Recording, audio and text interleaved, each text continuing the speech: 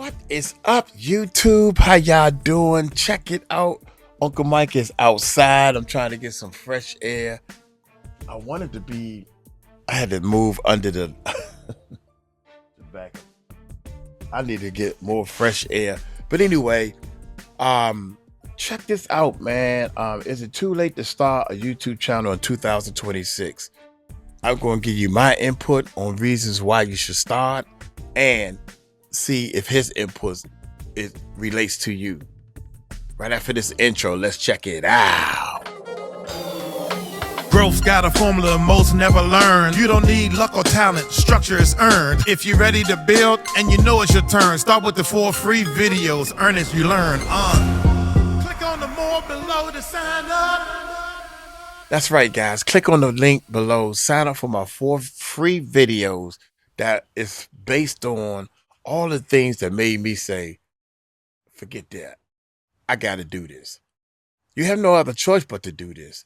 If you look at these videos and focus on these 4 videos. Once you finish watching the 4 free videos, get on a Zoom call with me. I want to know what you think, and I want to know how you think you should start, and I can help you out. No strings attached, nothing like that. Let's just see if you're ready to put in the work. Anyway, hit that subscribe button, hit that bell. Let's see what my man Sean has to offer. I think media. Let's check it out. Small, brand new channels are growing faster than at any point in YouTube's history. YouTube generated $60 billion in revenue last year. Watch time is climbing, and new audiences are born all the time. The data shows a genuine middle class emerging. Channels that are earning between $10,000 and $100,000 annually grew 38% year over year. They're niche. Educators, operators, specialists that are building sustainable businesses. $100 billion paid to creators. Now, think about this. You think about, and I'm hoping that everybody knows how much income they have per month. And I'm not talking about, I'm talking about income you use to live your life on. I ain't talking about taxes and all that stuff. I'm talking about every month, how much money you have to live your life on. And you compare that to becoming a YouTube creator. I don't care if you do a lot of overtime all the time. You definitely the people that I'm talking to, because that used to be me. Man, I was living at work. I was doing 40, almost 80 hours. I was doing at least 60 to 70 hours a week at my job. I'm always there. I am so glad I started a YouTube channel. God, I'm so glad I started a YouTube channel. Here we go. Grew 38% year over year. They're niche. Educators, operators, specialists that are building sustainable businesses. $100 billion paid to creators in the last 4 years just from the YouTube Partner Program. Yeah. It is a mistake to say all the money only goes to the top 1%. So you think YouTube is too saturated when every time you open up YouTube, search for videos in your niche, you see big channels already doing what you want to do. But here's a strange, kind of cool thing that's happening right now. Small, brand new channels are growing faster than at any point in YouTube's history. And the reason why will completely change what you think you know about how YouTube even works. Sean, there's a lot of beliefs out there right now about what it takes when it comes to starting and growing a YouTube channel, and most of them are actually false. And the first big belief right now is that YouTube is too saturated. What's your response to that? Yeah, I think we can prove that, in fact, YouTube is not too saturated. And I understand why people feel this way. It's not to say that it's not crowded. It's not to say that competition is not fierce. But I think the statement YouTube is too saturated is verifiably false. I think we'd first have to define the statement. So I think of it like a sponge. At some point, a sponge can no longer take another drop. It's at capacity. It's full. So then the question becomes, is YouTube full? Can it no longer take another drop? Are people just done? They're like, that's good. Just turn off the upload button now. We've got a lot of... The era's over. And there is a lot of content there. There's plenty to watch. There's no more that we need. But the truth is, no, YouTube continues to expand. It's not like a saturated sponge. It's like a flowing river that continues to go faster. YouTube generated $60 billion in revenue last year. watch time is climbing, and new audiences are born all the time. So things like new events, new technology, new life moments, new trends, new global shifts, like the platform just keeps wanting more new things to talk about. So YouTube isn't saturated. Your strategy or your positioning might be flawed, but that's big idea number one. Now, there's a second kind of business idea of why YouTube is not saturated. And here's a definition of saturation. Saturation means supply exceeds demand, and as a result, prices fall. So here's what's interesting. Has the price of YouTube's ads fallen or risen? Well, let's look at the facts. YouTube ad revenue grew 15% year over year in the end of 2025. RPMs are actually rising. Brand spend on creators is growing 4 times faster than brand spend in traditional media. Let me say that again. Brands are actually increasing the velocity that they're spending on YouTube creators. So that would be the opposite of saturation. You would think, okay, brands don't want to spend money on YouTube content anymore. They don't want to spend content on micro, nano, and macro influencers. Not true. They're increasing more spend. And so for sure, certain niches, there could be higher competition, but the logical truth is the platform has never been less saturated relative to the money available and the money flowing into the system. Yeah, Sean, I think a big sentiment that people have believing this, that YouTube's oversaturated, is because we hear all the stats that have come out. And it's no lie. They're enormous. They're gigantic. 20,000 something uploads happen every single day, which is like 500 videos a minute. 20 million. 20 million. Videos are uploaded million? every single day. That's even more scary. 20 million videos uploaded every single day, which, okay, now it's like the 500 something videos a minute, which is crazy, which is by the time we're talking this up. 20 million. That is crazy. Along with my 5 every day. We upload 5 videos a day. Oh, but on this channel, we do 2. So we upload 7 videos a day. Yeah, that's crazy. You can do this, y'all. You can do it. Episode, who even knows, right? But here's the thing. The sentiment that comes along with this is like, why would anyone watch me? There's no room for me. And that's kind of what irritates me a little bit in a good way, where I like want to fight for you, because if you think there's no room for you, a stat that actually came out a couple years ago, and it's probably even changed since now, is that the average person subscribes to like 100 YouTube channels. So you have to think, just because you might feel like there's no space for you in your niche, but there's already other people that are doing fitness tips. There's already other people that are even getting more specific, fitness for women over 40. Well, guess what? The people that are interested in fitness routines and workout programs over 40 as a woman aren't just following one person. I mean, goodness, how many times have you switched up your workout program? I know I've switched out mine plenty of times. And there's always going to be room for you, because you could be watched in conjunction with these other channels. I think people think of it like, oh, there's no piece of the pie left for me. And we forget that, no, the way people watch things is niche based. And so you can be another voice in the same niche. And just because something could be oversaturated, if I'll even acknowledge that, sure, YouTube's oversaturated. There's a lot of volume happening on the platform, like we just said, each and every day. But just because it could be oversaturated, that's actually a separate conversation than saying how good is the saturation. Like, what's the competition level you're actually up against? So I think, Sean, that long before there was this AI slop term, there's creator slop. There's people that are showing up that are a part of these studies and these numbers that can scare people from even starting a YouTube channel, that were already showing up and did a video and then bounced. I'm so curious how many people of the 500 uploads that just came through in the last couple minutes was the first and only upload that there ever will be, right? So next false belief is that most people fail at YouTube. Like, why even waste your time? Why waste years of your life doing something that probably won't even work? I've seen people try and fail. What makes me different is the feeling here, Sean. What do you say to this? Well, the failure rate is real, but I would say it's misleading. Because what's interesting is you compare YouTube to almost anything. You could say that most people's New Year's resolutions fail. Most people who go to the gym fail. Because they might start and they go to the gym once, and especially around New Year's, and the gym is packed in the first week of January, less packed the second week, and like pretty empty by the third week. So when you look at the stats, the people who fail on YouTube, they quit within 3 to 6 months. And when you look at studies such as done by the Tilt showed that the average successful channel took 18 to 24 months to gain real traction.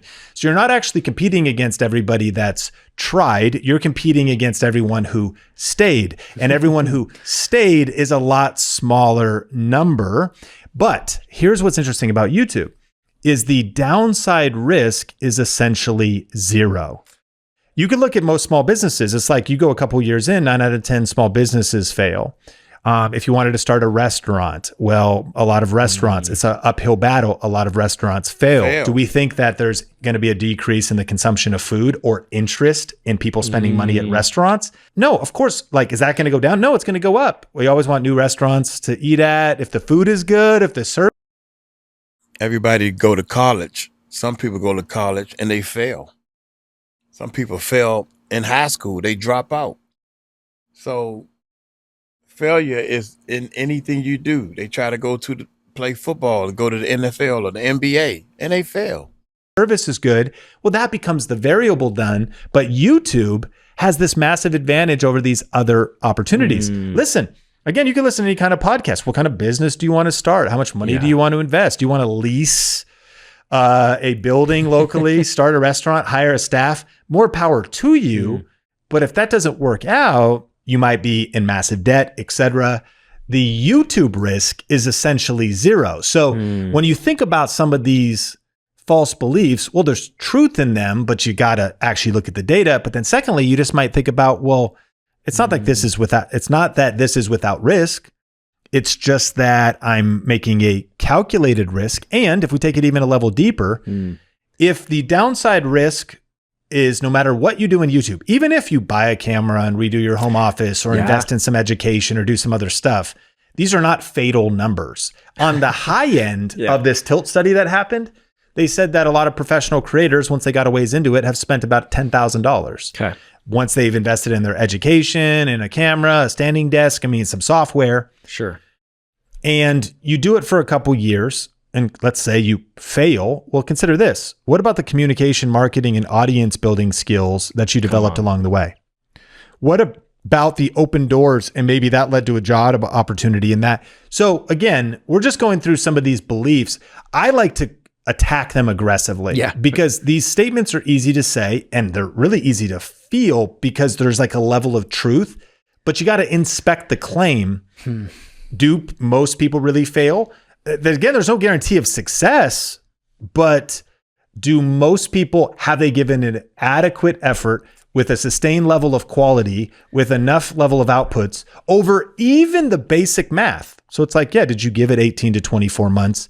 And I get counting the cost. Someone might say, well, I don't want to even do that. Okay, fine. I'm totally fine. Like you're counting the risk. Just don't overweigh the negative energy that can come around some of this stuff. When you look at the data, it's actually a lot more promising. And I think it's a lot more promising than the average stats on like if I wanted to open up a coffee shop and I need to go find the place, get the lease, get the equipment. Isn't it like 5 years or something for like a brick and mortar business? It's usually like 18 to 36 months before you even turn a profit. That's it. Okay. And if you open up a local business, you've got overhead. And again, we're huge fans of business. That is amazing. This is just why we're also obsessed with the opportunity of YouTube. 100%. Because we're not trying to overpromise that it's easy. We've never said that. We've always said it takes hard work. We're saying it's possible. And we're saying you should approach it with just as much rigor of also thinking about your niche, thinking about your strategy, thinking about your angle, thinking about how to stand out. Of course, that's what our company exists for. I think it's interesting too, Sean, just to flip this on its head before we get to number 3 here, is how we associate failure with the thing we want to pursue. And it never crosses our brain like, that's a definition of failure. If I start my YouTube channel, it doesn't work out. But isn't it failure if I don't? If you don't even start it. You know what I mean? Like, isn't that its own definition too? Like if I never even took a chance, if I never even tried, and now what's going to sit with you, this lingering feeling of regret, like you're going to be at your day job. I understand this. I delayed starting my own YouTube channel way longer than I should. It was like 18 months or something, just watching, and full disclosure, watching Think Media stuff. And it took me a second to come around because it was like, I don't know, but I was sitting at my day job, week after week, doing my work, but thinking about this YouTube thing, and I lived in that friction for far too long. And I would actually argue, for me at least, in my personal story, that was its own form of failure. Like I could have just started and been that much further. Well, I want to hit these other false beliefs, but what you're opening up an interesting loop that should challenge how we think. What does failure even mean? I started a business in Washington called Clear Vision Media, which happens to be the parent company of our Nevada S Corp now, but like that business was shut down. So by definition, it's a failure. There's no longer even a Washington business that exists for the video production and the photography I was doing. So I failed.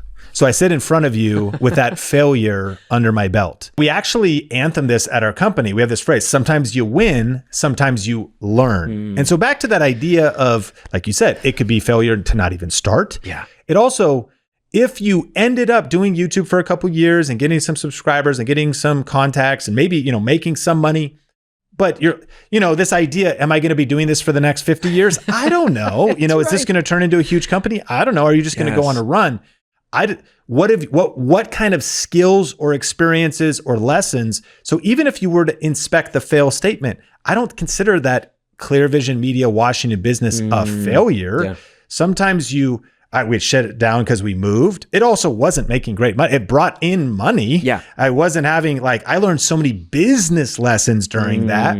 And it was a set up for the next step in my journey. So anyways, it's an interesting phrase. Like these just get thrown out there. And that's why I think you have to attack the false belief to really get to a place of truth. 100%. I couldn't agree more. The third biggest false belief is that all the money just goes to the top 1%. So the feeling is like, man, I'm not going to be Mr. Beast. We look at the big channels. Like, I'm just a normal person. What can I even do on YouTube? The big money, the big views, big subscribers, that's already locked up, by channels who have big teams, millions of dollars to invest. And so how do you attack this belief? Because when you think about, I can at least say really quick from my perspective, having background in the music industry, this was a big thing I had to work through and it's no different than YouTube. A lot of people, when you show up at Thanksgiving dinner with Aunt Nana or whatever, it's like they ask about this music thing. For me, it was always this music thing. So are you still making music? And I would be like, yeah, I'm writing songs and working on producing. You're saying these terms, they have no idea, Yeah. And it's just the glazed over look of, you just feel the judgment actually of but it's because I'm not Beyonce. Yeah. That's the equivalent. Mr. Beast I didn't see you on the Billboard charts. I didn't see you in the Billboard charts. You're not this massive band. But meanwhile, I discovered there's it's a spectrum. It's a spectrum. Yes. And you don't have to be Beyonce to actually make six figures in the music industry, where you can be someone who's just behind the scenes writing for television and TV shows. Sure. But no one knows that. It's the same thing on YouTube. That's kind of like my passionate response to that initially. But what do you think about this? Yeah, YouTube is not a winner take all like the way that Hollywood is. Now, let's be clear. Of course, a disproportionate amount of money goes to Mr. Beast and the top 1% of creators, or I'd even call it the top 0.01% of creators. His whole company was valued at $5 billion or something. What are we talking about? With all these different companies. That's crazy. And so then you compare that to the average creator. The thing is, though, on YouTube, let's look at some data. A YouTube channel in the right niche with 12,000 subscribers can generate $2,500 a month when they combine ad revenue, affiliate income, and brand deals. That's $30,000 a year. And you just talked to that creator. His name's Lee. Yes, 100%. And we'll link in the show notes to the conversation with Lee. Great conversation. Yeah. So that the thing is, those stories aren't told. No, they just really aren't. I mean, if you listen to the Think Media podcast, they are. Yeah. And there is thousands of them. There's actually countless thousands of them. For as deep as I've been in YouTube now, you're interviewing people, I'm interviewing people. I did this whole project with my friend Benji called Video Influencers. I've interviewed so many big people, small people. And what would always happen is I'll always discover a new pocket. I'm like, how have I never heard of this person? We're living in a world where there is an endless, how have I never heard of this person? Yes, Wait a minute. You have 7,000 subs and you're making money how in this niche? It really is endless. Let's take the data deeper. The data shows a genuine middle class emerging, channels that are earning between $10,000 and $100,000 annually grew 38% year over year. There's 3 million channels right now in the YouTube Partner Program, which means they're getting a check from YouTube, and most of them are not Mr. Beast or your favorite big creator. Right. They're niche educators, operators, specialists that are building sustainable businesses. So there is, when you think about the billions, $100 billion paid to creators in the last 4 years, just from the YouTube Partner Program. Yeah. It is a mistake to say all the money only goes to the top 1%. I also understand it would be very overrated to say everyone's out here just turning into a YouTube millionaire. For sure. Yeah. We're talking about the long tail. Notice that it said channels making $10,000 a year grew 38% year over year. That's the opportunity we're shouting from the rooftop. Yes. That like Lee, who you mentioned, and people can watch that interview on the Think Media podcast in the show notes. He still has a full-time job. He's still in ministry. That's right. Yes. It's on the side. $30,000 a year, depends if you got kids and stuff. It's number one. I think 100% of listeners are like, I could take a better vacation with that. $30,000 I'm gonna upgrade my car. Yes. I'm gonna, boost my vinyl collection. Hey. I don't know what you want to spend your money on. But it's like 30,000, flat. If you have some, it's not enough necessarily to live full time. Sure.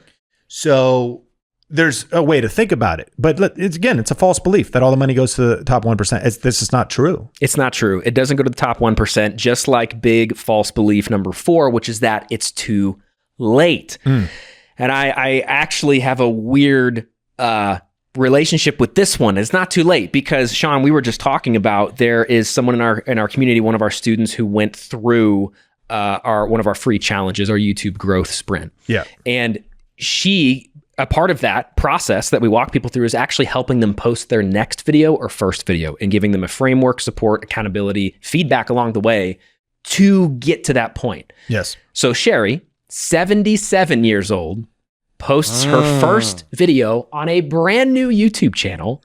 And that video got over 35,000 views in its first week. And that video monetized her channel. She's 77. I'm too late. Wow. It's too late for people to blow up. So there's too late, there's too old. Sherry is like living proof of a recent case study. Yes. Who just a few weeks ago did this and is now starting her YouTube career. But we all know the answer. We all know the answer. What the problem is people use that as an excuse. Oh, it's too late. Oh, I'm glad I got an excuse. Ooh, I'm glad I got an excuse because now I can tell people, well, the reason why I didn't start because I waited too late, man. But you know the right answer. It's bull. That is a bunch of garbage. It's never too late. Everybody says that too. It's never too late. A great example. And if we actually take that exact story a little bit deeper, that is true. Sherry signed up for a YouTube growth sprint and then attended all 4 days, took notes. Yes. But she actually, before she posted that video, she joined our program Video Ranking Academy and went through the cohort, which is deeper level, channel reviews every week, Q&A every week, breakout rooms every week. She went through the cohort and actually went through all of the weeks, followed it exactly, and then posted it. She posted a video exactly like we taught in that cohort. And then, shares it in the group, 37,000 views, first video ever posted, first video on the channel. Yes. If you're ready to get serious about starting and growing a successful YouTube channel, then you're going to love vrapodcast.com. For a limited time, we have a special sale happening on our YouTube course and coaching membership that includes the online course, the 80-page workbook. If y'all want to check that out, y'all go right ahead. I'm going to skip. Sorry, Sean. I'm going to skip a little bit. Let's get back. Is that I don't have time. Don't have time. The feeling is like, man, I just already feel stretched thin. And I got to be honest, Sean, I can relate to this. Like I started my YouTube channel. I know you started YouTube. We both had full-time jobs. So this sentiment of I can't even add a whole second job to this. I'm hearing how much it takes to do YouTube. And YouTube, man, it doesn't sound like something you can really do halfway. I don't know how much time I have to get. So this is actually one where I do want to challenge it. I do believe it's false, as we're going to get into. But I actually also really empathize with this one. For sure. And I mean, listen, this might sound like too self-development motivational because it's been quoted so much, but Henry Ford, the founder of Ford Motor Cars, is famous for saying, whether you think you can or you think you can't, you're right. You're right. And so what's so interesting about these beliefs is, no, I would concede, because we're calling it a false belief. Yeah. You gotta think about it. Your mind is capable of doing anything you want it to do. We all know that. We all know the answers. So if your mind think you can't do this, then it's right. You can't do it. But if your mind think it can do it, you're right. You can do it. So it's up to you. But like, it's kind of like if you would say, I don't have time, then I would say, oh, you're right. Because like, if you say you don't have time, then you just self-declared that you're right. You don't have time. Yeah. But do you realize that it's within reach for you to consider, I'm going to make time, even though I'm busy, for something that I see as an opportunity or something that I value? Wow, things just shifted. So what Henry Ford is really true. You could say, like, well, YouTube is just too saturated. Well, if that's what you believe, you're not going to take action. Well, YouTube has high competition, but with the right strategy, I'm at least going to give it a shot, and I believe I can still stand out. Okay, interesting. The person who's got a different belief system or perspective or frame of reference, that could change everything. So I have deep empathy for this as well. Like, life is super busy. The world is noisier than ever before. And you're listening to this, whether it's work, school, kids, juggling things, responsibilities, there is not enough hours in the week, it can feel like. So you just got to ask yourself, though, number one, how do I create time? Number two, what can I prioritize? Number three, is there anything I could say no to? But here's where I would modernize this conversation and say that in reality, if people are saying they don't have time, they're dealing with an outdated model of what YouTube actually takes.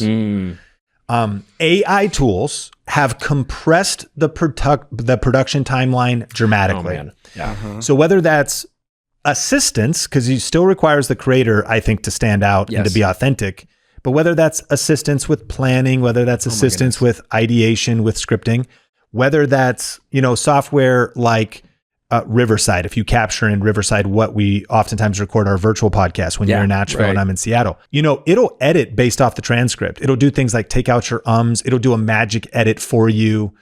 That's YouTube's interesting.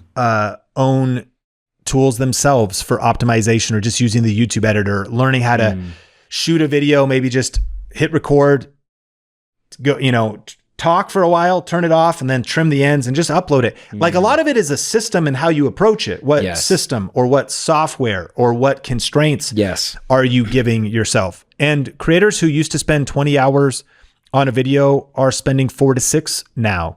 What used to take me 4 hours to prepare a video, I can now do in about 40 minutes. I don't think I'm compromising the quality. I used to actually manually go out and research articles and do all kinds of stuff. And now I'm asking Claude, I'm giving a very specific prompt. It's doing research for me. We're going deeper on it. That just saved me serious time. And so ultimately, then you tap into what we teach at our core. Our main program is called Video Ranking Academy, which is an obsession with creating ranked videos on YouTube. And here's a simple definition of a ranked video: a video that you post today that keeps getting views for you for weeks, months, and years to come. So one well-made ranked video can keep getting views for the busy person. So of course, YouTube takes some time inputs, but eventually you can actually build momentum on your channel where if you skip a week or it grows for you. I think about Christina Patterson. She joined our Video Ranking Academy program, learned the 7-step system, started to implement it on her Bible study channel. Things started to grow and she got some momentum. But then she actually hit a year where she had some chronic health challenges and it really slowed her down. Very discouraging. And she recounted on a Think Media podcast interview that she only posted 10 uploads that year. Wow. 10. Yeah. Yet it was her greatest growth year on YouTube. Check that out. So far in her journey. Wow. When she posted less. Why? Because she actually had spent some time building up a library of ranked videos. So consider that. It's not, I am validating that life is busy, yes. But if you prioritize things and if you see the vision that one well-made YouTube video can actually keep earning you money, getting you subscribers. And then the bottom line is this. We have this resource inside of our program called the 5-hour YouTube work week. Yes. It's like a checklist. It walks you through the whole thing. And there's the answer right there. So I will say this. You cannot do YouTube in 0 hours a week. Agreed. It's going to take time. It actually takes time. Yes. Some time. Can I get 5 minutes? Do you got 50 minutes? But I think the big idea, right, is like people think it has to actually be a 40 hours a week, 80 hours a week type of a thing. And it very much can not only be a side hustle, but sometimes too, it could be heavier at the start. All valid. I mean, I get it. People you might be like, but Sean, Nathan, I mean, I'm even spending time learning from you guys. I'm spending a couple hours during the sprint and I'm taking notes. That all feels overwhelming. That's one phase of it. Yes. Your immersion in the learning. You joined our program, Video Rake It Academy, years ago before you ever worked here. Yep. And you had to study and go through it, and you weren't posting yet, and you weren't seeing results yet. You were investing time for sure. And you had to budget that time. Yes. But then eventually you started to rank videos. Then eventually you started to make a few $100s and you started to make thousands of dollars. It didn't happen overnight, but it did happen while you were juggling a lot of responsibilities. 100%. Hey, we're about to get back into the podcast in just a second, but I have a question for you. Do you want to grow your personal brand this year? Do you need more leads and sales in your business? If the answer is yes, then right now is the best time where you are advancedofview.com. Though, is that I don't have the equipment. Highly tactical, free on-demand training. That's thinkmasterclass.com. False belief number 6, though, is that I don't have the equipment or the skills. And Sean, you're the video guy. You're the tech guy. You've helped people for over a decade overcome this skill gap. What do you make of this when people say, well, I watch these like you, and maybe even Think Media you're watching right now. It's crispy. I see these professional setups. I just don't even, number one, I don't even know how to do that. Number two, I don't even have the money. What do you mean? I don't understand.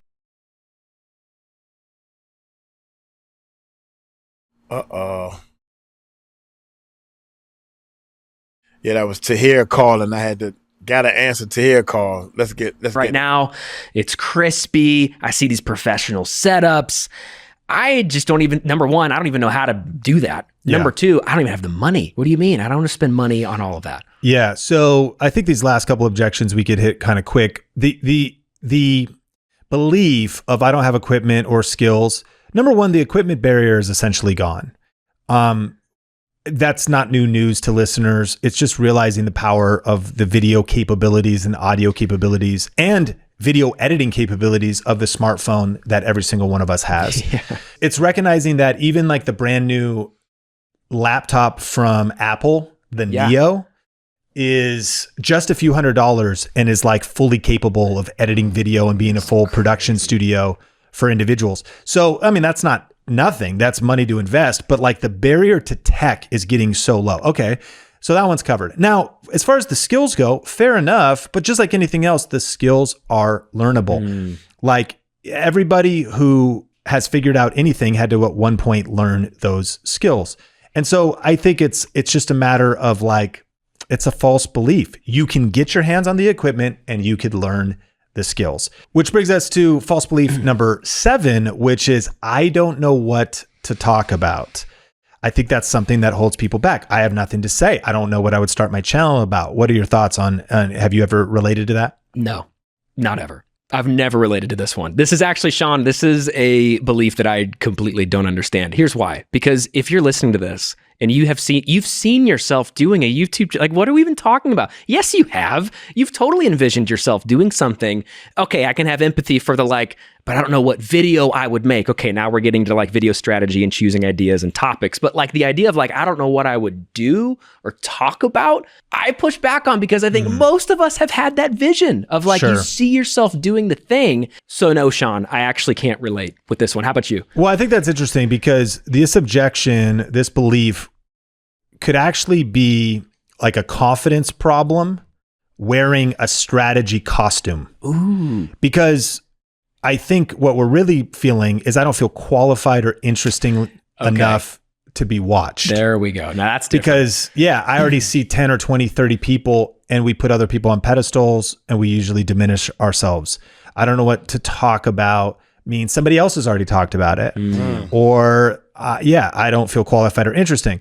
But the interesting thing about YouTube is people don't only follow experts on YouTube. Of course, they follow experts on YouTube, but they're looking for people who are one step ahead of the journey that they're on. Yeah. In fact, that's what makes YouTube so special. One Like step somebody ahead. who's just a few steps ahead that can help them figure out where they're at. I mean, even especially if you get really practical and you're trying to figure out how to fix a Dyson, dryer or insert a certain CD deck into your Honda Accord or something, you open up a YouTube video and there's a guy that's like, I'm going to show you how to do it. You just start watching. And if they get you to the result by the end of the video. So I think ultimately I understand this because it holds us back. It's a confidence problem. It could be like an insecurity problem. But what I would encourage listeners to tap into is you've got a couple things that are unique just to you.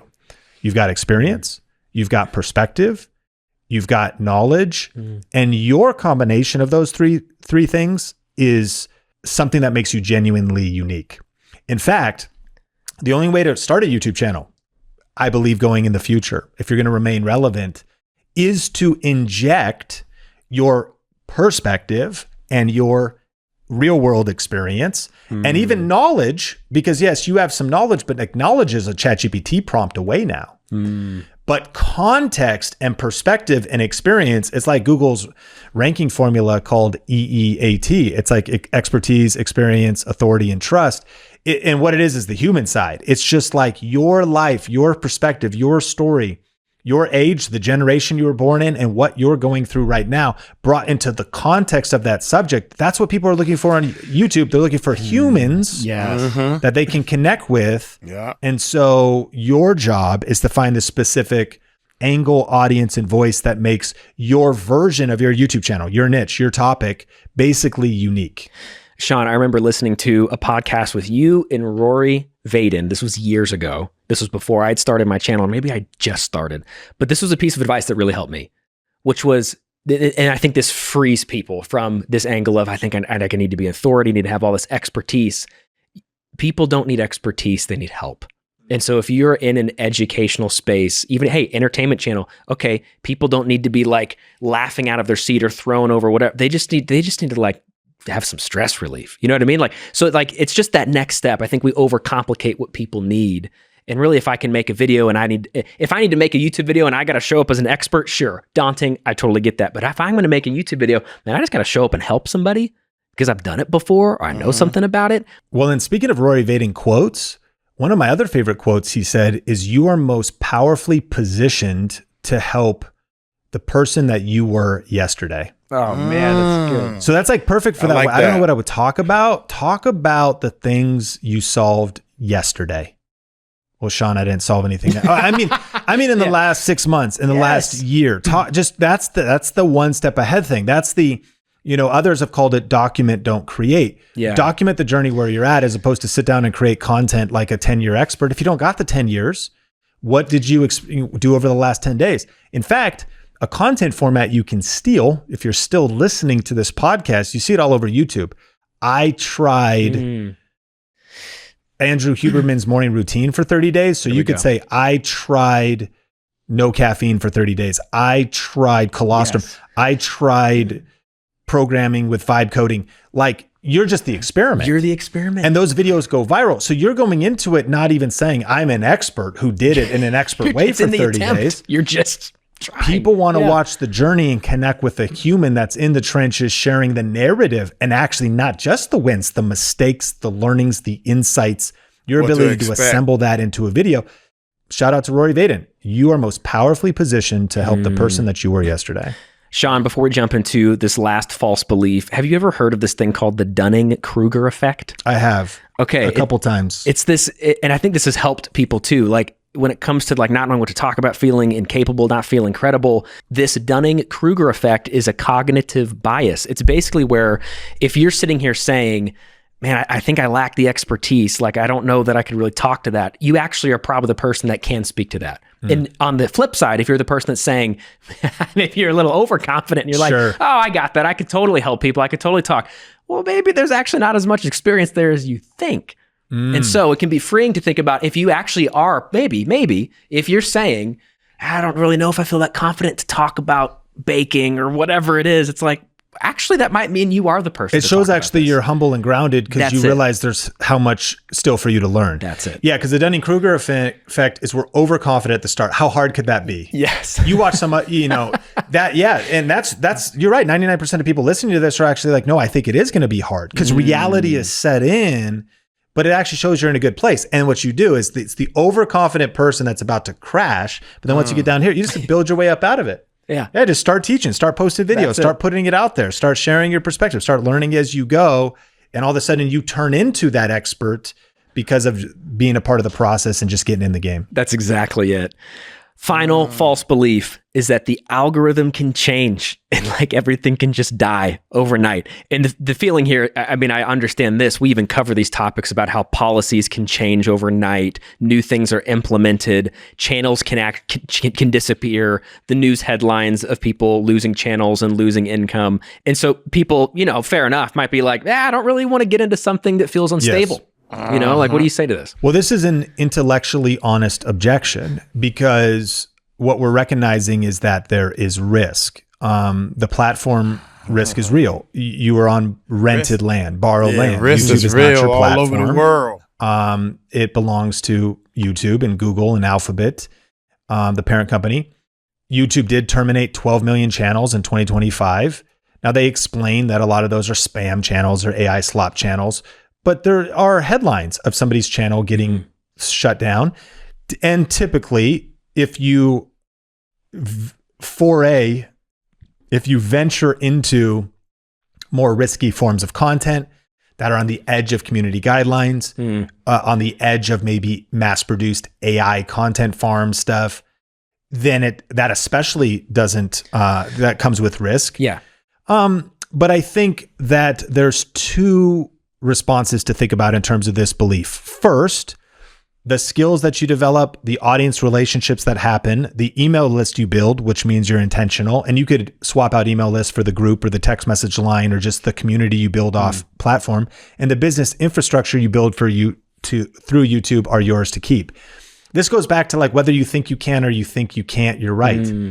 Well, it's risky if I'll go outside. There's even a proverb in the Bible that's a little bit brutal. And it actually says like the sluggard says that there's a lion outside. Oh, yeah. That it's like, that's what the proverb is. Yes. You can maybe look it up for me while I'm talking. It's like, that's sometimes when we just want to say, well, there's too much risk. Oh, there's danger outside. Well, I might step out and something bad might happen.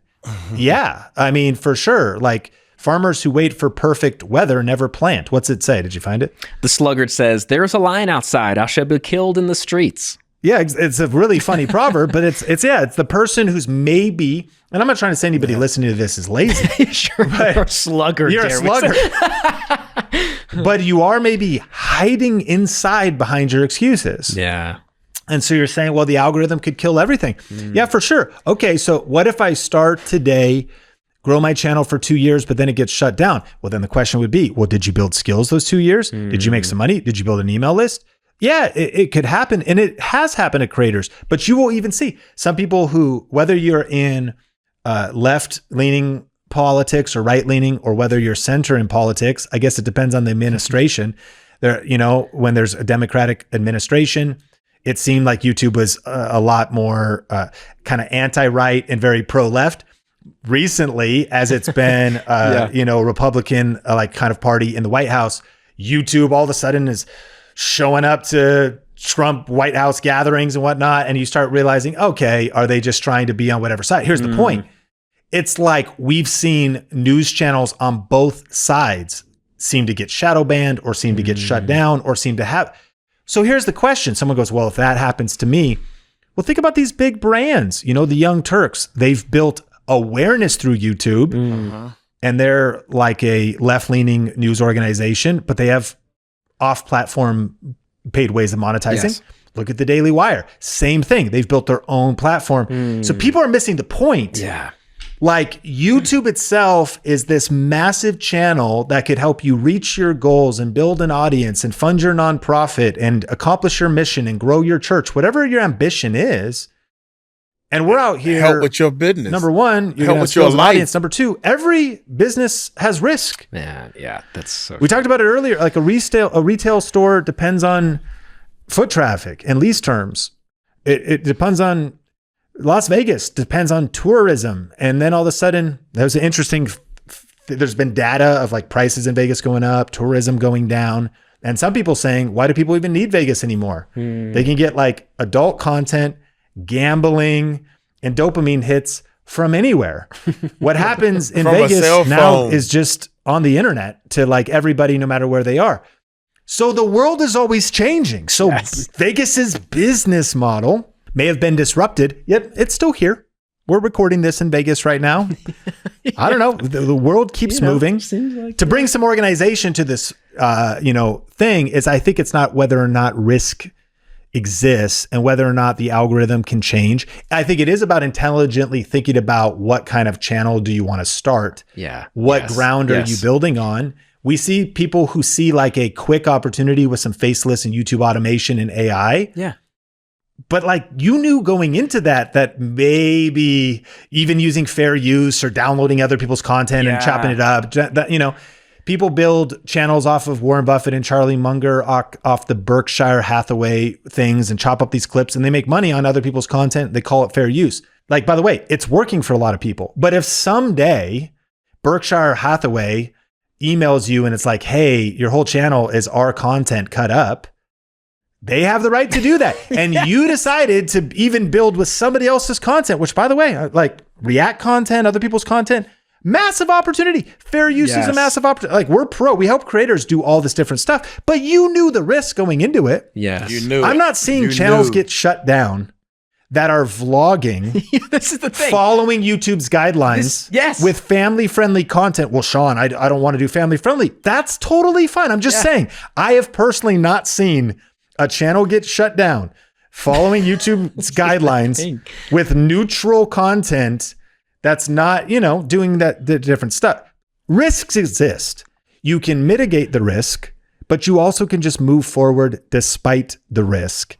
Because at the end of the day, you want to ask yourself, does the upside justify the risk? I think that's the question. That's the question. It's going to be risky to go to the grocery store today. Okay, this is where I was going to take it. It's like, okay, every business has a risk. Yes, YouTube's risky, but then, and I'm not trying to even be reductionist here, but it's just like life is risky. Life's risky. I mean, I'm even thinking about we just had a baby, and here's the thing, Sean, we were planning for a home birth, but on our first child, planned for the home birth, and we had to transfer to a hospital. Yeah. You want to talk about risk?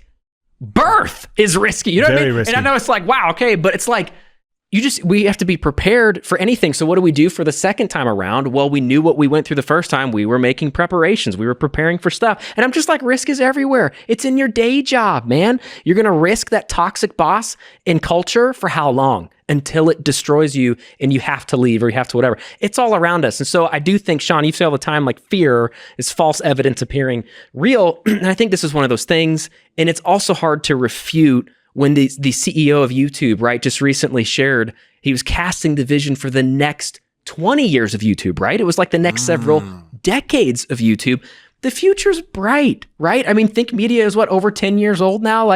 So I think that these fears can come from a genuine place when we actually see channels get terminated and things get removed.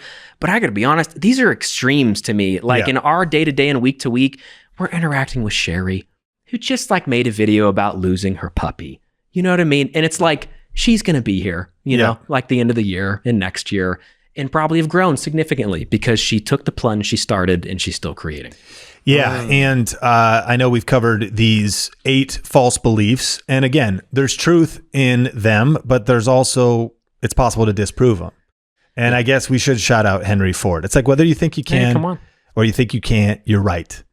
Whether you think it's possible to grow on YouTube or you think it's not possible. Well, if you're like, well, it's not possible to start YouTube, you cannot grow anymore, it's too saturated and the algorithm changes too much, well, then you made your bed. You get to sleep in it. Yeah. Meanwhile, again, someone like Sherry, someone like Lee, they're starting channels and they're succeeding. And so one shout out to anybody who's made it this deep into the podcast. Number one, you're a real one. Legend. Number two, appreciate you. And it's always helpful if you rate, review wherever you watch or listen to the podcast. And number three, we actually at this exact moment, depending on when you're listening to this, I think are finishing up our YouTube growth sprint. Yeah. Which means we opened up the doors to Video Ranking Academy. And that is a program that is available all year long. However, we don't always do a cohort. And so we, in this most recent, not just the new AI tools, not just the complete program for starting and growing a successful YouTube channel and learning how to specifically rank videos that pay you passive income, but we do this cohort. And which is really cool is it's on Zoom. It's a small group. And we have myself, the Think Media coaches. We're going through a quick teaching, a couple channel reviews, small group breakout rooms and Zoom rooms where you're getting feedback, talking about your content. And that is the exact, not just program that Sherry joined, who her first video got 37,000 views, but it was the cohort she attended, and she went to all sessions. And then on the last session, the last week, we do like a special week of Q&A, bonus channel reviews, celebrating wins. All that to say is if you've been thinking about joining our program, Video Ranking Academy, you could go to vrapodcast.com, because right now is the best deal we have on it with the best bonuses and the 5-week cohort. I think it's 5 weeks. Of course, check the page. And so, lock that in. vrapodcast.com. That is a limited offer. We'll link that URL in the description down below. And, side note for the people of like, well, you've talked about that URL before. Here's what you'll notice. That URL just redirects to a sales page. I don't even know why I'm talking about this, but like, here we are. To like the one, it's like, so that's actually a cool tip. Like, because then what we're able to do is in the future, if somebody's watching this video a year from now, you can still go to that link, but everything I'm saying right now might not be true at that moment. Right. Like the cohort or the price has gone up over the years and all these different things. So for the sake of overwording and now going back to underwording, but it's too late because I've already overworded. vrapodcast.com is at this moment the best price and the best offer with the cohort to get into our YouTube coaching. Okay, they talking about their YouTube coaching and stuff, and I should be talking about my YouTube coaching. I think that some of these people think media and everything they have a great course and everything, the vidIQ, the big boys, but like you said, I think that you should start off with somebody like me that will slow down and really be able to take large amounts of time with you and say, okay, we need to break this down for the very, very beginner, and start with practicing and training yourself on how to record these videos every day. Get into a habit of, okay, you know what? Scheduling your time, scheduling your life. I'm going to go to the Philippines, so I already took out 2 days, which would be, I need to hurry up and put up enough videos to last 2 days without doing no videos. So 5, 10, actually 3 days. I do 3 days, but between the time I would do like 2 hours. 2 or 3 videos to supplement.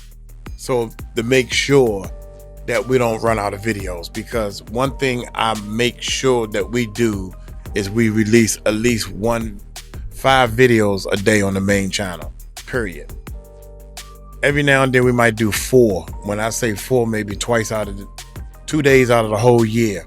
365 days, 2 days we probably drop 4 videos. And we are actually trying to cut down on how many videos we upload and see if that'll help our views. Our views are low. Our views are very low. Maybe they don't like Uncle Mike. Think about it. You don't have to have 100,000 views on every video you upload to say, okay, now it's time to quit the job. Come on, man. Take risks. And I think the risks help you to actually help me to actually live. In the back of my mind, I'm like, I got to do videos. I got to push. I got to do more and more and more. And the subscribers coming in, hopefully they'll stay around and watch more content. So I say that all that to say that the growth formula, I think, is really, really, it's a growth formula is developed and designed just for you, the beginner. Somebody that's trying to get 1,000, 2,000 subscribers. I'm gonna get on up out of here. Y'all take it light, take it slow. Tell them Uncle Mike told you so. Shh. Peace out.